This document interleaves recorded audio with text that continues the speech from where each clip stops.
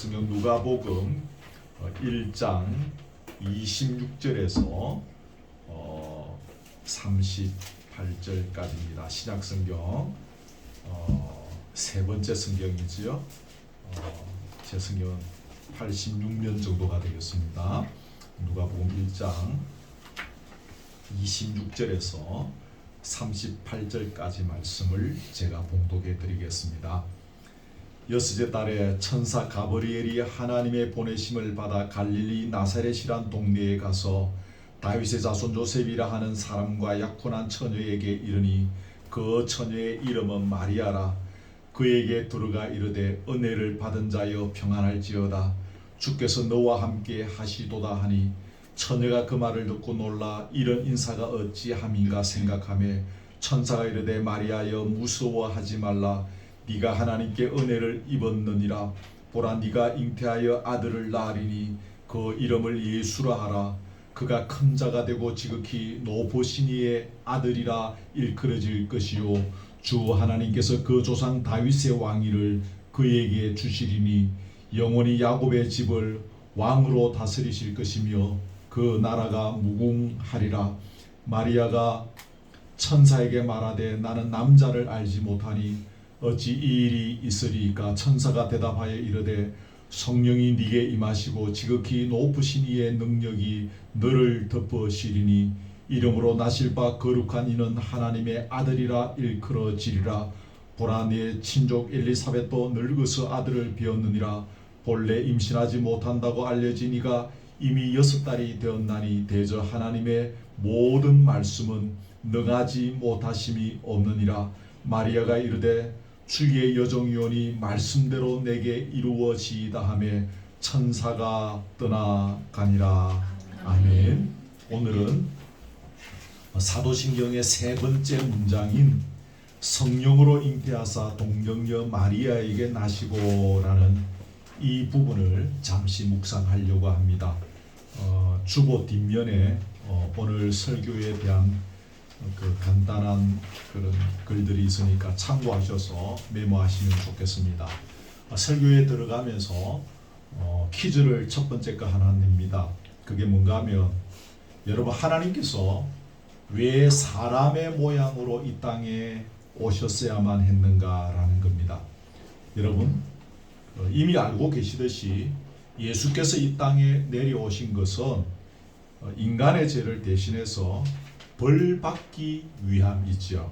그런데 예수께서 그냥 하나님으로만 이 땅에 내려오셨다면 죽을 수가 없습니다. 하나님이신 분이 죽을 수가 없지 않습니까? 그래서 죽을 수 있는 사람의 몸으로 태어나셨다는 거죠. 이걸 다른 말로 하면 예수님은 신성과 인성을 함께 가지고 계신 분이다. 이렇게 신학적으로 설명합니다. 만일에 그분의 신성만을 인정하거나 혹은 그분의 인성만을 인정하는 것은 이단이 되겠죠. 그죠? 간단하게 우리가 짚고 넘어가는 것입니다만은 굉장히 중요한 부분들입니다. 두 번째 퀴즈를 냅니다. 그게 뭔가 하면 우리가 아는 대로 무릇 호흡하는 이 땅의 모든 것들은 암수의 생리적인 작용들을 통해서 결합이 있어야 출생하는 법이죠.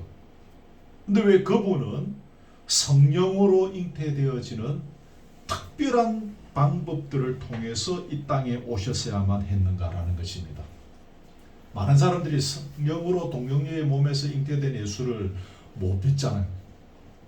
이게 어떻게 과연 가능한가라는 것입니다. 그렇다면 모든 것을 하시는 하나님께서 좀 더 사람들에게 접근하기 쉬운 설득하기 좋은 방법으로 일들을 처리하시면 되는데 거의 믿을 수 없는 어떤 이런 방법으로 독생자를 이 땅에 보내셨는가? 왜 독생자는 그런 방법으로만 오셨어야만 했는가라는 것이죠. 여러분, 그것은 이분이 이 세상의 죄 문제를 해결하러 오셨기 때문입니다. 인류의 대표인 아담의 모든 후손은 죄인으로 태어나기 때문에 예수께서 그 부모의 육체적 결합을 통해서 태어나시게 되며 그분 역시 죄에서 자유로울 수가 없는 거죠. 그렇게 되면 우리 죄를 대신 짊어지고 벌을 받을 수가 없습니다. 그래서 우리의 구주이신 그분은 성령으로 잉태되셔야만 했고 또 동정녀의 몸에서 태어나셔야만 했던 것입니다. 조금 오늘의 본론으로 이제 들어가려고 합니다. 조금 서론으로 참고하시고요. 세 가지를 오늘 이 문장을 통해서 우리가 한번 묵상해 보려고 하는데요.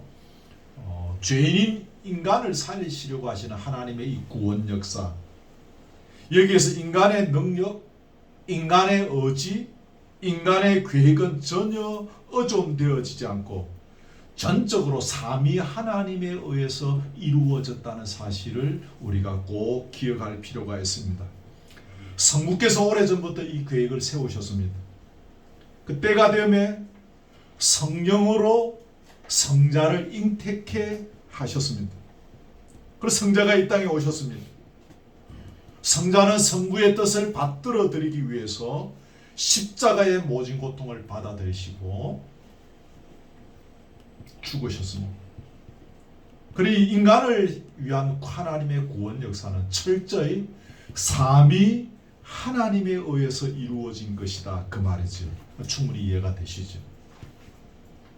역사를 쭉 살펴보면 하나님께서 때로 사람을 당신의 동력자로, 협력자로 사용하신 경우들이 있습니다. 대표적으로 어떤 사람을 들 수 있습니까? 사무엘상을 찾아보시면 사울 임금의 아들 요나단이 등장합니다.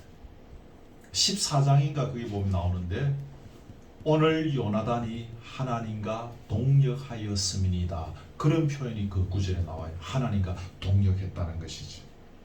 하지만 여러분, 인간을 향한 하나님의 구원 역사에 대해서만은 주도적인 역할을 할 동력자나 협력자를 하나님은 필요로 하지 않으십니다. 거기에서 인간의 역할은 매우 수동적입니다. 오직 인간은 그것을 받아들이고 또 그것을 듣고 수종들고 봉사하는 일만 할 뿐이죠. 그러므로 우리 인간은 하나님의 은총을 입은 자라는 사실을 항상 잊지 말아야 합니다. 우리 삶의 모든 것이 은총입니다. 그렇죠? 모든 것이 감격이죠. 하나님의 은혜죠. 그러나 그 은총, 은혜 중에 핵심은 무엇입니까? 독생자 예수 그리스도를 보내주셔서 죄의 노예가 되었던 나를 살려주신 이 사건입니다. 이것이 은총이라고 말할 때 가장 대표적인 사건이지. 우리는 하나님의 은총을 입은 자라는 사실을 그래서 늘 잊지 말아야 하는 것입니다. 오늘 본문의 시간이 이렇게 좀 전략하기 위해서 제가 안 읽었는데, 여러분 성경극이 46절, 오늘 본문에 조금 넘어와서 46절부터 쭉 보면 소위 말하는 마리아의 창가라는 것이 나옵니다. 나중에 여러분 집에 가서 한번 쭉 읽어보시는데요, 거기에 보면 마리아 자신이 내가 예수님 탄생에 주도적인 역할을 했다, 그렇게 언급하면서 자신을 조금이라도 높이려고 하는 의도하는 그런 구절이 거기에 여러분 전혀 없습니다. 그 일을 통해서 내 이름, 마리아의 이름이 세상에 널리 알려진 사실에 대해서 기뻐한 것이 아니라, 말을 잘 들으십시오. 하나님께서 자기와 같이 미천한 신분의 자를 이렇게 돌아보시고, 그래서 구원의 은혜들을 주시고 이 역사적인 일들에 함께 참여하면서 살아가게 된 것에 대한 하나님의 은혜를 감사하고 그 사실을 기뻐하고 그러면서 하나님을 찬양하고 있습니다. 그 구절을 여러분 유심히 집에 가서 다시 한번 읽어보십시오. 자신의 이름을 드러내려고 조금이라도 의도한 구절이 거기에 없습니다. 때로 우리의 지식이나 의지나 힘이나 교만이 하나님의 구원 역사에 방해물이 되고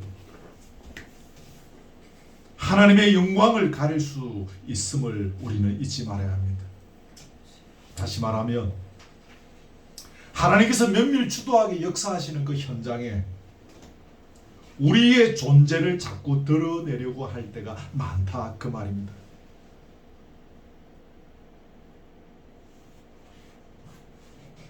나 자신은 자신의 언행을 객관적으로 판단하기가 참 어렵습니다. 그래서 나의 어떤 언행으로 인해서 하나님의 구원 역사에 방해가 되거나 하나님의 영광을 가리고 있는지를 잘 모릅니다. 나는 항상 잘하고 있는 것처럼 보일 수 있습니다. 그런데 다른 사람의 언행을 바라보면, 다른 목사님의 언행을 바라보면, 다른 집사님의 언행을 바라보면 저 사람이 하나님의 구원 역사에 방해물이 되고 있고 하나님의 영광을 가리고 있다는 사실을 인지할 때가 참 많습니다. 여러분 그렇지 않습니까? 그러면 왜 나는 그런 류의 언행을 거의 하지 않는데 다른 사람들은 유독 그런 언행들을 많이 하고 있는 걸까요? 내가 신앙적으로 많이 성숙했기 때문일까요? 아니죠.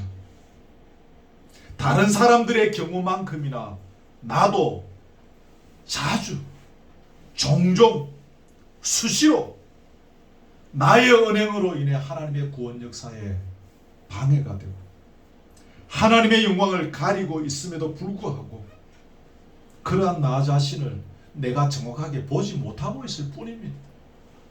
나도 그 사람만큼이나 그렇게 실수하면서 그런 실수하는 나 자신을 내가 못 보는 것입니다.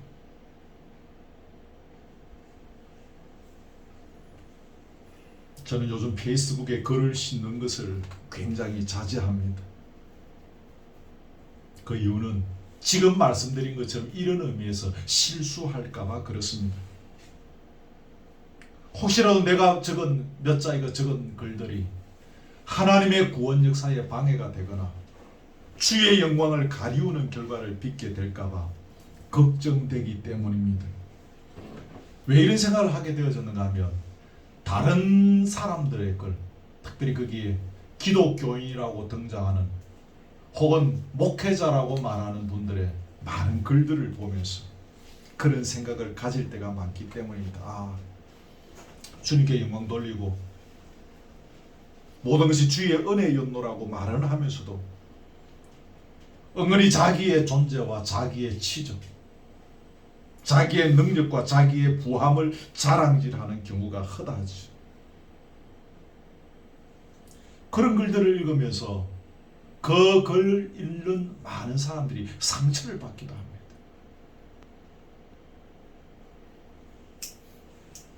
그래서 아주 가끔 평범한 일상들은 가끔 올립니다.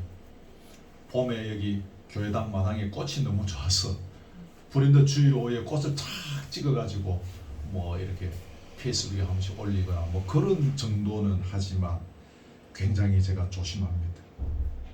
그러면서 저는 생각합니다.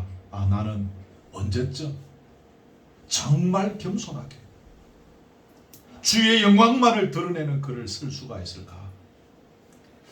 나는 몇 살쯤 돼야 그런 글을 쓸 수가 있을까? 그런 기대를 하면서 먼 훗날을 그냥 생각하게 되어지죠.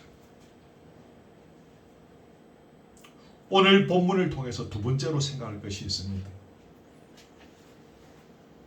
하나님께서 인간의 몸으로 이 땅에 오신 이 사건은 아시는 것처럼 자신을 한없이 낮추신 사건입니다. 이걸 신학적인 용어로 우리 신학교에서는 이제 하나님의 자기 비하 이렇게 표현합니다만 똑같은 말입니다. 제가 방금 한없이라는 단어를 사용했는데요. 더 나은 표현을 사용할 능력이 없어서 이렇게 표현했습니다. 그렇습니다. 이 사건은 하나님이신 분이 사람으로 이 땅에 오신 사건은 자신이 한없이 낮추신 사건임에 틀림이 없습니다.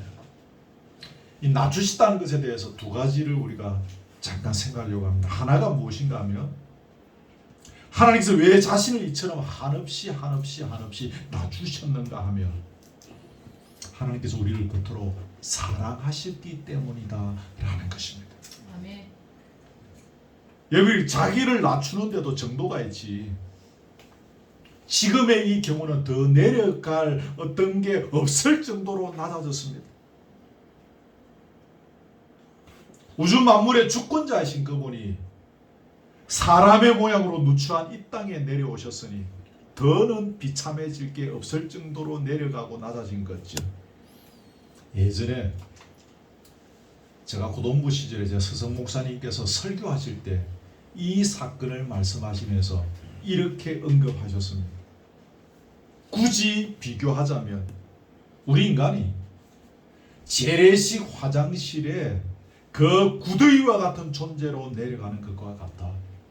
그렇게조차도 비교할 수는 어렵지만 굳이 비교한다면 그렇게 설명할 수 있다라고 하신 것을 제가 지금도 세월이 많이 흘러서 지금 기억합니다.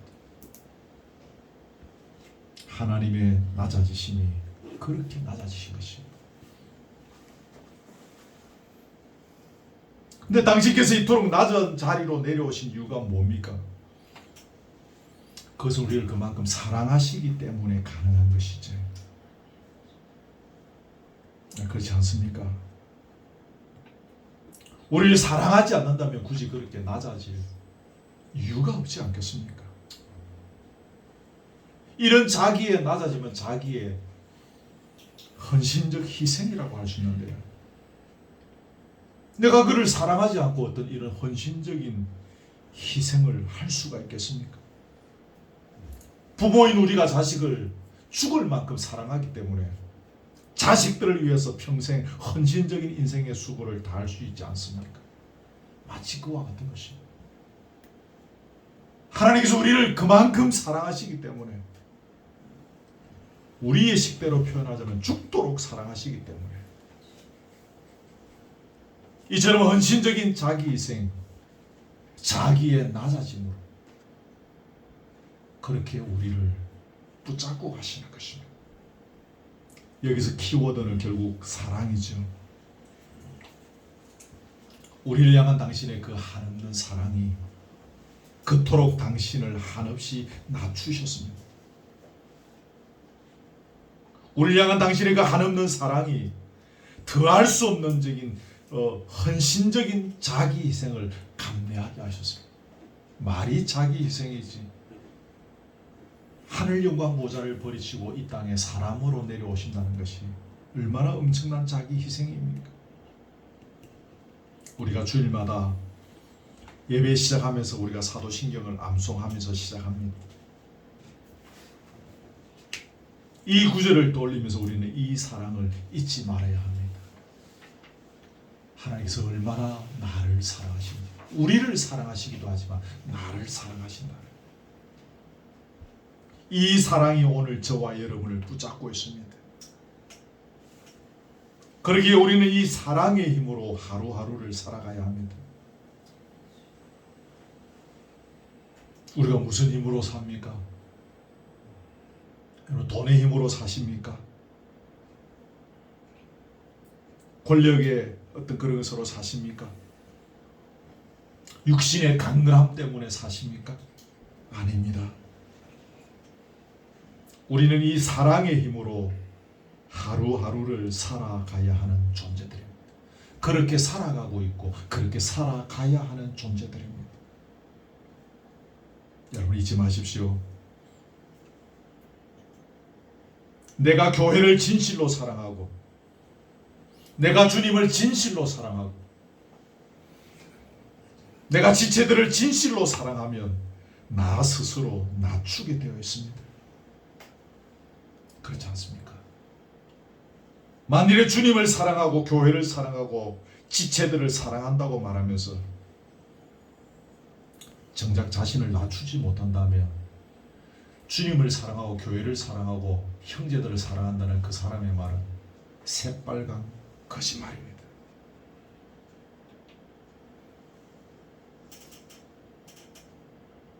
제가 어머니 뱃속에서 있을 때도 교회 다녔고 인생의 반은 목회자로 살았습니다.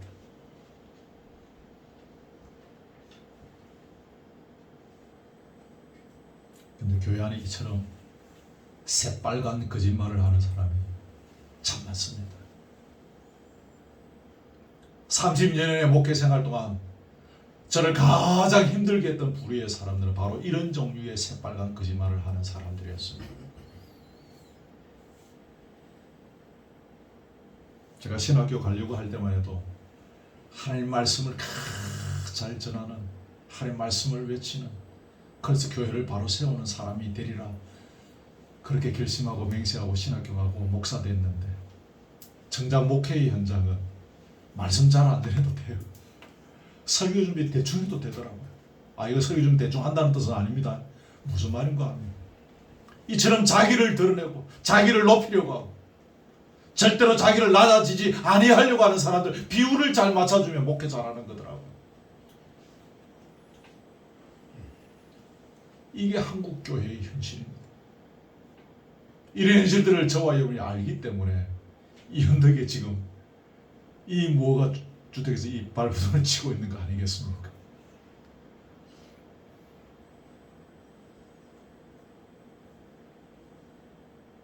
주께서 우리의 중심을 보신다고 예수님께서 가르치신 것은 바로 이거죠. 이런 거짓말쟁이 신앙생활을 하지 말라는 것입니다. 자기를 한없이 낮춘다는 것에서 생각할 그 두 번째입니다. 하나님께서 이처럼 헌신적으로 자기를 낮추신 결과물이 무엇인가 하는 것입니다. 이걸 한번 생각해 보시죠. 그게 뭘까요? 하나님과 우리 인간과의 관계가 회복되고 관계가 정상화되었다라는 것입니다. 인간의 죄로 말미암아서 하나님과의 관계가 단절되었기 때문에 그 단절의 책임은 누구에게 있습니까? 우리 인간에게 있습니다. 그럼에도 불구하고 하나님께서 그 단절된 관계를 회복하시고 싶었어. 굳이 이렇게 사람의 모양으로 이 누추한 이 땅에 내려오셨습니다. 자기를 낮추셨던 것입니다. 여기서 우리가 하나님께서 무엇을 중요하게 여기시는가를 알 수 있죠. 그것은 하나님은 당신의 백성들과의 관계, 당신의 백성들과의 관계 정상화라는 사실입니다. 맞죠? 구약의 백성들에게 절기마다 제사를 드리라고 했습니다. 어떨 때는 이렇게 하고 이렇게 하고 이렇게 하고 뭐 많습니다. 그 제사를 지내게 한 이유가 뭡니까? 따지고 보면 하나님과의 관계 회복입니다. 하나님과의 관계를 바르게 하고자 이스라엘 백성들에게 제사를 드립니다. 그리고 이러한 규정을 정하고 그렇게 드리라고 한 것입니다. 여러분, 홍수가 끝나고 노아가 방주에서 나와서 제일 먼저 한 행동이 뭔지 아십니까? 제단을 쌓고 하나님 앞에 번제를 드렸습니다. 죄로 말미암아서 단절된 무너진 인류, 그래서 망했는데 이제 하나님과의 관계를 회복하고 하나님 앞에서 그 관계의 회복 속에서 걸어가고자 하는 결단으로 그런 방주에서 나오자마자 거기에 단을 쌓고 번제를 드렸습니다. 포로로 끌려갔던 이스라엘 백성들이 다시 고국으로 돌아왔을 때 그들에게 가장 중요한 것이 무엇이었을까요? 하나님과의 관계 회복입니다. 관계 정상화입니다. 그래서 그들이 말씀으로 돌아가자는 거죠. 말씀으로 돌아가자. 하나님과의 관계 회복. 그래서 말씀으로 돌아가는 것이었습니다. 그동안 그들이 지난날 엉터리 제사, 엉터리 종교생활 막 하다가 이렇게 쫄딱 망해갖고 바벨론 포로생활을 하게 된 거죠. 우리 하나님과의 관계를 바르게 맺죠. 그것은 말씀으로 정확하게 돌아가는 것이다.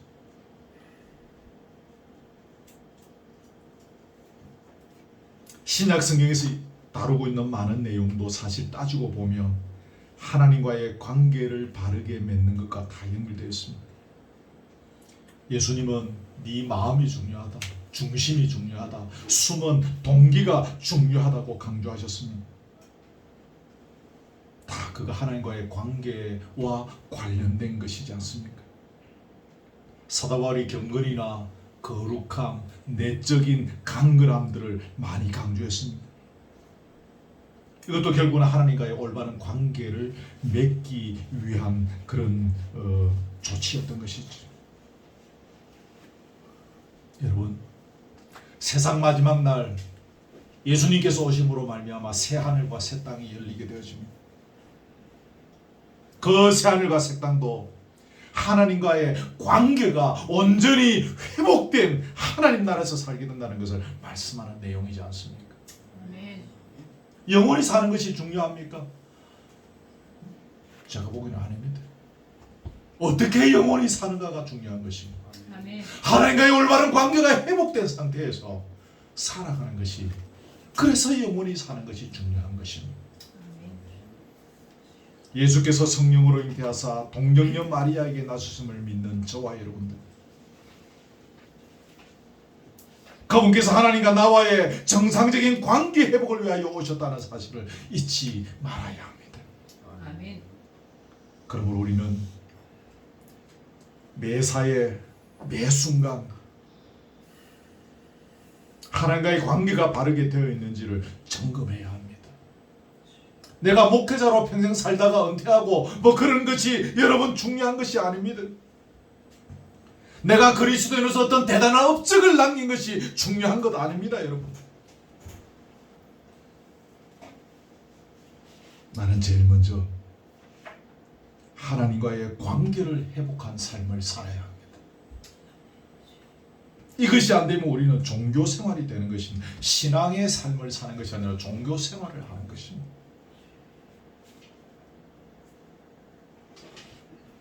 그럼 여러분, 하나님과의 관계를 바르게 맺어가는 핵심이 무엇일까요? 여러 가지로 말할 수 있겠는데 아까 언급한 거지만 제가 한 가지만 이야기한다면, 중심을 보시는 하나님 앞에 바로 서는 것이 하나님과의 관계를 바로 맺는 것입니다.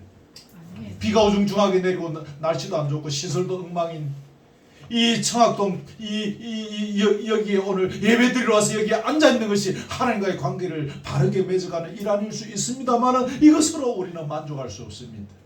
중심을 보시는 하나님 앞에서 내가 바로 서야 하는 것입니다. 아멘. 구약의 백성들이 이것을 무시하고 제사만 잘 드리면 되는 줄로 착각했지. 오늘 신약 시대의 많은 분들도 종교 생활만 잘하면 되는 줄로 착각하고 있습니다. 아닙니다, 여러분. 중심을 보시는 하나님 앞에 바로 서야 합니다. 마지막 큰 세 번째입니다. 동정녀 마리아에게 탄생하신, 마리아의 몸 비로소 탄생한 이 탄생의 신비, 이것이 우리의 주부에 뭐라고 했습니까? 우리의 미래와 관련되어 있다는 것입니다. 여러분, 오늘 이 본문에, 오늘 이것도 이 본문에 나오죠. 보라, 처녀가 잉태하여 아들을 낳을 것이요, 뭐 이런 이 구절, 이게 여러분 어디에 있습니까? 다 아시죠? 세 번째 퀴즈입니다. 마음속으로 담아주십시오. 어디에 있죠? 이사야서 7장에 있습니다. 제가 주부에 적어놨는 건 모르겠는데 거기에 보면 여러분 다 기억하시는겠지만 그 남쪽 유다의 아하스 왕 시대입니다. 그때 북쪽 이스라엘 왕과 그 아람 왕이 연합해서 공격했습니다. 상식적으로 볼 때 절대로 남쪽 유다가 이길 수 없습니다. 질 수밖에 없는, 패망할 수밖에 없는 그런 전세입니다. 그래서 그 성경을 보면 유다 왕과 백성들의 마음이 숲이 바람에 흔들린 같이 흔들렸다. 이 동네는 나무가 좀 있어서 아시죠? 바람 심하게 불면 이 나무가 요동하는 게 장난이 아니고 무섭게 바람 소리가 나죠. 그렇게 흔들렸다는 거죠. 그들의 마음이. 겁을 많이 먹고 움츠리고 있었다는 거죠. 그래서 하나님께서 이사야 선지자를 보내서 두려워하지 말라, 낙심하지 말라 이런 말씀을 주셨습니다. 그래서 그분들이 잘 안 됐던 것 같아요. 그래서 하나님께서 징조를 보여주시게 됐습니다.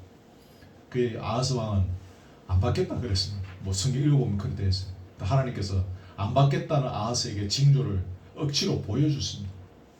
그 징조가 뭔지 아십니까? 보라, 처녀가 잉태하여 아들을 낳을 것이요 그 이름을 임마누엘이라 하리라. 이사야 7장에 나옵니다. 여러분 정말 엉뚱하지 않습니까? 전쟁 앞에서 지금 두려워 떨고 있습니다. 그 사람들에게 전쟁에서 반드시 이길 것이다 라는 것과 관련 그런 상징성이 있는 징조를 보여주셔야 되지 않겠습니까? 그죠? 결혼한 지 10년이 넘었는데 예를 들어서 아기가 없는 어떤 젊은 여인에게 필요한 것은 뭐겠습니까? 하여튼 꿈으로든지 뭐로든지 하여튼 애를 그냥 쌍둥이로 막 주실 것 같은 어떤 그런 모두가 해석할 수 있는 그런 징조를 하나 주셔야 되지 않겠습니까? 근데 여러분 느닷없이 전쟁 앞에서 벌벌 떨고 있는 왕과 백성들에게 보라, 처녀가 잉태하여 아들을 낳을 것이다. 너무 상황에 맞지 않는 징조인 것처럼 보입니다. 그 징조로 주신 것이 지금 우리가 사도신경에 고백하는 이겁니다. 지금. 근데 여러분 이것을 자세히 들여다보면 그렇지 않습니다. 이 징조를 통해서 하나님께서 주시고자 하시는 메시지가 무엇일까요? 그때 이 징조가 선포된 이후로 이 일이 실제로 집행된 것은 언제입니까? 800년 정도 뒤에죠. 그죠? 800년 뒤에 이 동정녀 마리아의 몸에서 성령을 통해서 아기 예수가 출생하죠. 자, 설명합니다. 그때 시점으로 지금으로부터 800년 뒤에 내가 성령을 통하여 동정녀의 몸에서 아기 예수를 메시아를 보내주어서 너희 민족을 구원할 것이기에 지금 너희는 절대로 망하지 않는다는 것이다. 800년 뒤에 약속을 내가 지킬 것인데 지금 내가 너희를 망하게 할 수 없다는 것입니다. 현실적으로 보면 도저히 이길 수 없는 전쟁입니다. 누가 봐도 지는 전쟁입니다. 근데 그 전쟁에서 너희들은 반드시 이기게 될 것이다. 이것을 쉽게 하나님 주시거나 징조로 보여주시면 되는데 이 오늘 전쟁과 관련된 것은 싹 빼고 800년 뒤에 일어날 것을 하나님의 징조로 보여주셨습니다. 그것뿐이 아닙니다. 여러분 이 오늘 보여주신 징조는 십자가 승리에 대한 표징이기도 합니다. 이게 참 중요한데요. 처녀의 몸에서 태어난 약하디 약한 인간의 모습으로 오신 메시아가 아무 힘이 없이 무력하게 나무 십자가에 달려서 처형됩니다.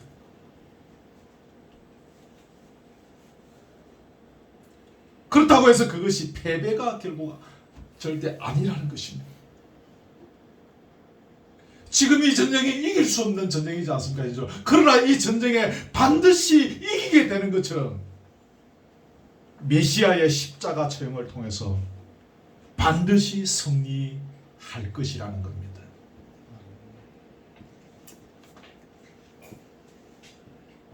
십자가의 승리가 무슨 의미입니까? 죽음의 권세에 갇혀있던 저와 여러분들을 구출해낸다는 말입니다. 그러니까 여러분 기억하십시오. 그것만으로 끝나지 않습니다. 우리는 주님께서 다시 오시는 그날까지 계속 지어져 가는 중입니다. 집으로 치면 집이 이렇게 제대로 만들어지는,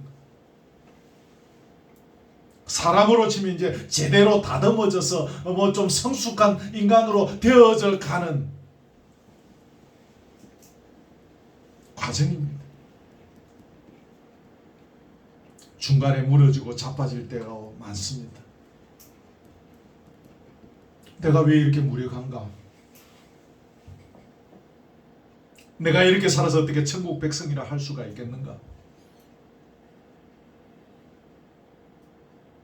내가 이렇게 남들에 비해서 초라하고 부족하고 미비하고 아프고 뭐 어떻고 어떻고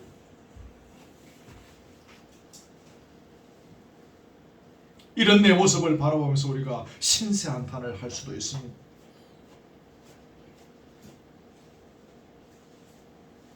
그러면서 우리가 사탄의 권세 앞에서 무너지기도 합니다. 하지만 주께서는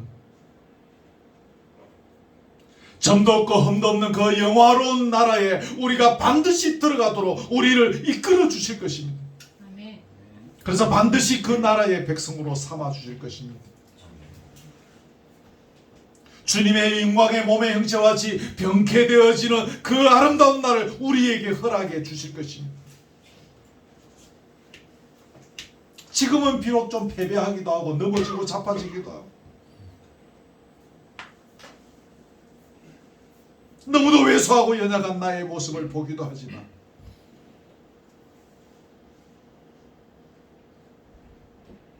합력하여 선을 이루어가시는 하나님께서 그 과정들을 통하여 나를 그 영화로운 나라에 들어갈 영화로운 몸을 입은 사람으로서 만들어가고 있는 것입니다. 아멘. 아멘. 그래서 결국은 합력하여 선을 이루어간단 말이에요.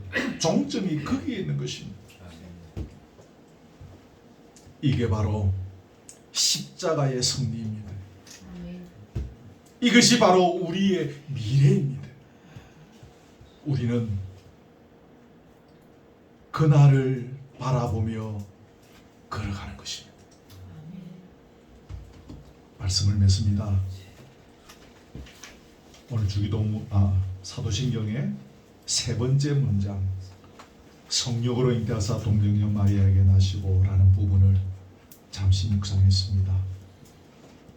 준비하면서 공부한 분량은 굉장히 많고 아시죠? 저를 제 노트북에 적어놓은 거는 뭐 이거 몇 배로 많은데 시간 때문에 어쩔 수 없고 지우고 빼고 해서 꼭 전해드려야 되겠다 싶은 것만 오늘 요약해서 세 가지만 전해드렸습니다. 성령의 인도하심, 예수님께서 성령으로 잉태되신 것처럼 뭐 동일한 것은 아니겠지만 여러분이 성령의 충만함을 입으시고 오늘 설교를 통해서 선포된 것보다 100배, 1000배로 많은 것들을 발견하시고 또 깨달으시고 여러분의 삶에 적용하는 은혜가 있기를 바랍니다. 아멘. 오늘 말씀 잘 기억하셔서 요지만 대지만 제가 읽고 마칩니다. 주인인 인간을 살리기 위한 하나님의 구원 역사가 인간의 능력이나 의지나 계획에 전혀 의존하지 않고 전적으로 삼위 하나님에 의해 이루어졌다는 것. 기억되겠죠? 이제 두 번째는 뭡니까? 하나님께서 인간의 몸으로 이 땅에 오신 이 사건은 한없이 자신을 낮추신 사건이었다는 거죠. 처녀의 몸에서 아기가 잉태될 것이라는 이 예언은 우리의 미래와 관련이 있다. 제목만 말씀드려도 영광이 여러분에게 이렇게 기억이 당분간은 될 것입니다. 오늘 메모해놨던 주보의 메모지들을 여러분 참고하시고 또 조금 아쉬우면 유튜브에 들어가시면 부족하지만 제 설교를 들을 수 있으면 또 설교를 들으면서 한 번 더 점검하시고 오늘의 메시지들을 기억하시기를 주님의 이름으로 축복합니다. 아멘. 찬송을 오늘 하나 찬송 여러분 찬송가에 있는 찬송인데 제가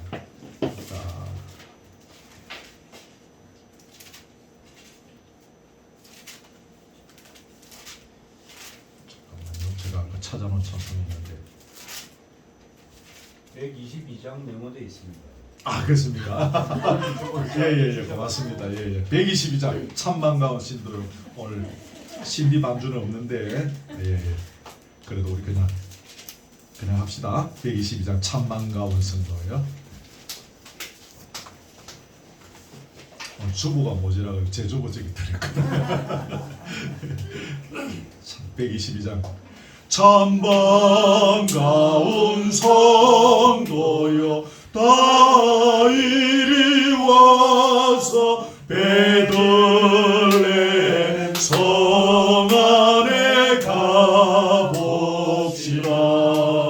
저 구유에 누이신 아기를 보고 엎드려 절하세 엎드려 절하세 엎드려 절하세 구주하셨네. 저 전사여 찬송을 높이 불러서 이방하라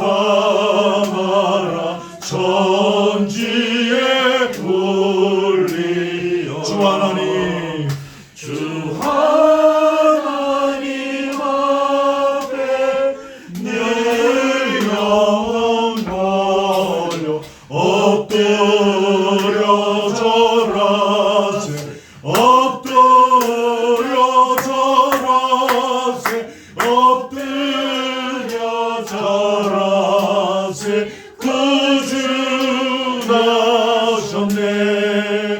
이 세상의 주께서 탄생할 때에 참신과 참 사람이 되시려고 저 동정 영원에서 나시었으니 엎드려 절하세 엎드려 절하세 엎드려 절하세 구주 나셨네. 여호와의 말씀이 육신을 입어 날 구원할 구주가 되셨도다. 늘 감사한 찬송을 주 앞에 드려 엎드려 절하세 엎드려 절하세 엎드려 절하세 구주 나셨네.